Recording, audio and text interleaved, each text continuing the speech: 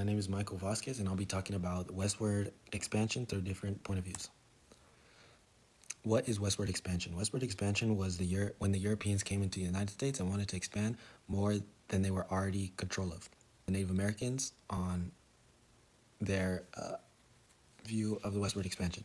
From the Native Americans' point of view, they were fighting for survival and wanted to keep their culture. The natives had a prominent, strong ruler that was killed, and his name was Tecumseh. He said, "Sell a country, why not sell the air, the clouds, and the great sea, as well as the earth? Did not the Great Spirit make them all for the use of his children?" By this, he was talking to the white people that were trying to sell the land to each other when it does not belong to humans. Specifically, it belongs to all the creatures that God created. Next is Mexico.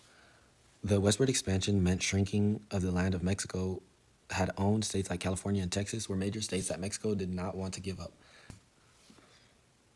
United States POV on westward expansion. United States expansion to the American people meant that the United States would own basically a continent because they would have control from one coast to another. This also meant war for the United States. Either way, the American Indians got the bad end of the stick. Either side they chose, it was choosing the lesser of two evils. If they were to go with the Spanish that was conquering Mexico, they would still get the bad end of the stick, and the same goes for the United States. Northern Free Soilers' point of view. This group fought against and believed that the westward expansion was bad. They believed that if the United States would move westward, they would create more states that were not slave-free. And this scared a lot of them because the Free Soilers, the abolitionists, and the freed black slaves would probably, if they weren't to do all the things that they do to prevent westward expansion that would create more slave states, that would mean they would put other people in their position of slavery and loss of money. This is a big reason that a lot of black Americans actually moved westward and north to escape segregation and laws like Jim Crow. Southern white pro-slave. Unlike the last slide, which were soilers and free slaves, there were white pro-slave Southerners that believed that the new westward expansion would grow slavery. They believed that the slavery was very essential for the growth of the United States because it was free, unpaid labor that would help. It would not, though. And a lot of abolitionists were against this idea because it was robbing the white people that were looking for jobs of work. In turn, the abolishment of slavery was better for the United States economy because there was a lot less unpaid workers.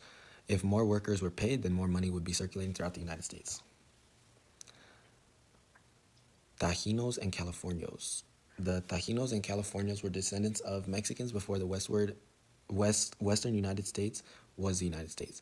They were very against the United States westward expansion because that would mean that their homes would be under new rule. All of the Tajinos and Californios lost their land due to the westward expansion because the Mexicans lost the Mexican-American War. Conflicts and overlaps. Many of people who during the westward expansion were very much against westward expansion because it benefited only the United States.